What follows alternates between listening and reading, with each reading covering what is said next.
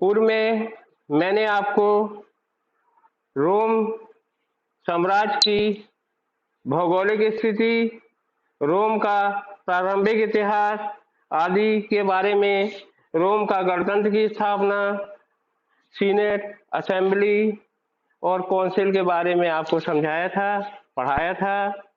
Punic युद्ध भी बताया आपको, और इस जूलियस सीजर का शासन के बारे में भी मैंने आपको बताया। रोम साम्राज्य की स्थापना कैसे हुई इसके बारे में, ऑगस्टस का शासन कैसे प्राप्त हुआ इसके बारे में मैं आपको बताने जा रहा हूं। रोम में गृह युद्ध के उत्तराधिकारी के युद्ध के उपरांत 27 ईसा पूर्व में आक्विलियन ने रोम में शासन स्थापित किया। सीनेट ने उसे ऑगस्टस की उपाधि से अंकित किया, जिसका अर्थ था सौभाग्यशाली। इतिहास में ऑगस्टस के नाम से विख्यात है। उसने रोम साम्राज्य पर 27 ईसा पूर्व से 14 ईसा पूर्व तक शासन किया।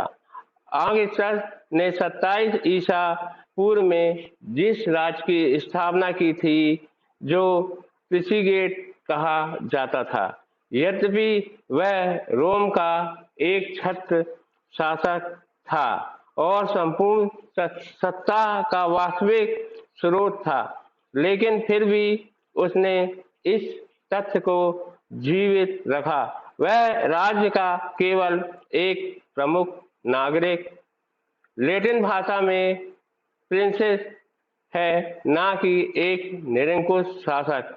इसका उद्देश्य सेनेट को सम्मान प्रदान करना था। सीनेट वह संस्था थी जिसने गणतंत्र काल में यह पर नियंत्रण रखा था। रोम में सीनेट नामक इस संस्था का अस्तित्व कई शताब्दियों तक रहा।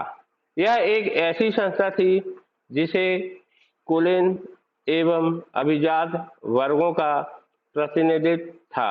इसमें आगे चलकर इटालियन मूल के जमींदारों को भी शामिल कर लिया गया था।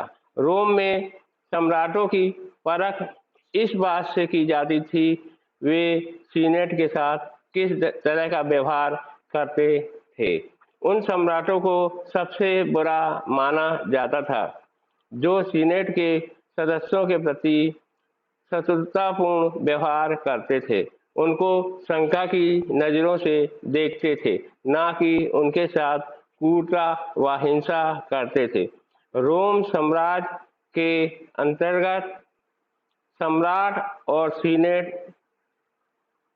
के बाद शासन की एक अन्य प्रमुख संस्था सेना थी। रोम की सेना एक व्यावसायिक सेना थी। सैनिकों को सेना के रूप में न्यूनतम 25 वर्ष सेवा करना होती थी। प्रत्येक सैनिक को वेतन दिया जाता था। सेना रोम साम्राज्य में सबसे बड़ी एकल संगठित संस्था थी।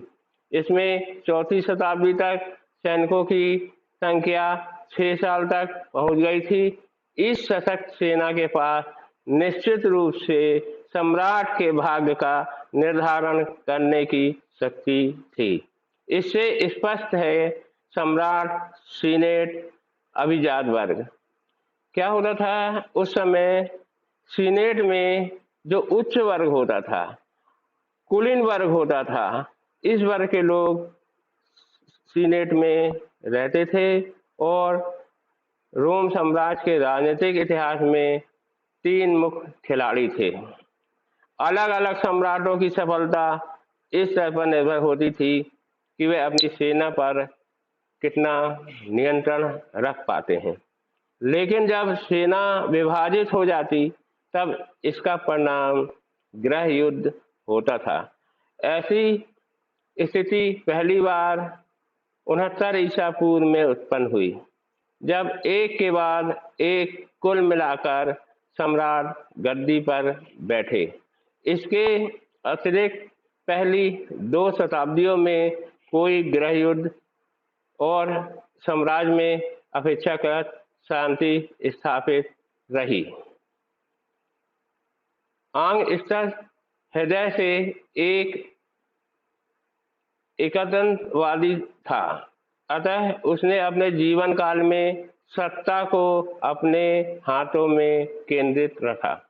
वह प्रशासन में सीनेट और जनता का सहयोग लेता था। उसने साम्राज्य में शांति व्यवस्था बनाए रखने के लिए विशेष ध्यान दिया। उसने अपने शासनकाल के दौरान अनेक सुधार कार्य करके होम शांतिपूर्ण शासन की स्थापना की। इसी कारण उसके शासनकाल को पैक्स रोमाना, रोम की शांति कहा जाता था। उसने रोम की शासन व्यवस्था को पुनः व्यवस्थित किया, भ्रष्टाचार को समाप्त किया, शांति की स्थापना की थी।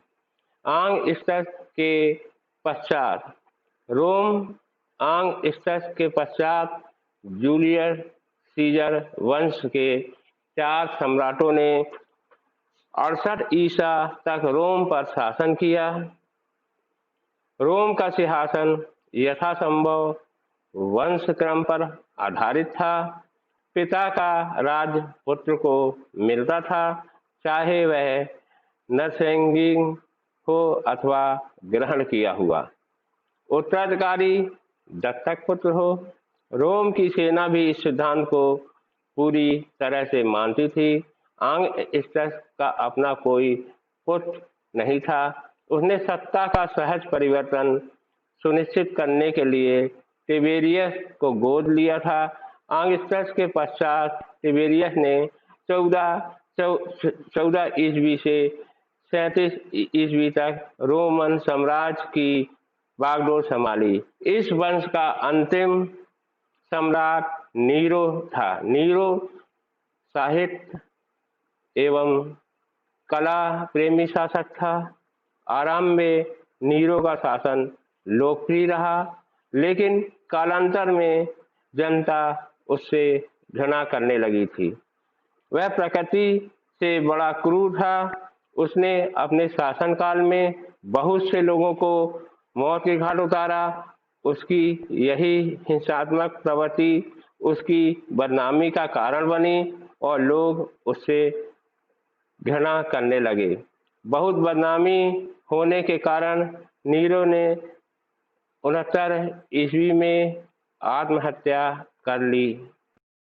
4 सम्राटों का शासनकाल 69 ईसा से 96 शताब्दी तक। नीरो की मृत्यु के बाद सेना के अधिकारियों ने प्लेबियन वंश के 4 सम्राटों को रोम के राज सिंहासन पर आसीन किया, जिन्होंने 69 ईसा से 96 ईसा तक शासन किया। इस वंश का अंतिम सम्राट टाइटस था। टाइटस यहूदियों का घोर शत्रु था, जिसके कारण उसने जेरूशलम नगर को नष्ट कर दिया था। इसके शासनकाल में ज्वालामुखी के विस्फोट के कारण इटली का प्रसिद्ध पोम्पेई नगर नष्ट हो गया था। बच्चों, मैंने रोम के शासन के बारे में आपको पढ़ाया, वहाँ में शासन व्यवस्था के बारे में समझाया और पूर्व में रोम की स्थापना कैसे हुई थी इस बारे में आपको बताया।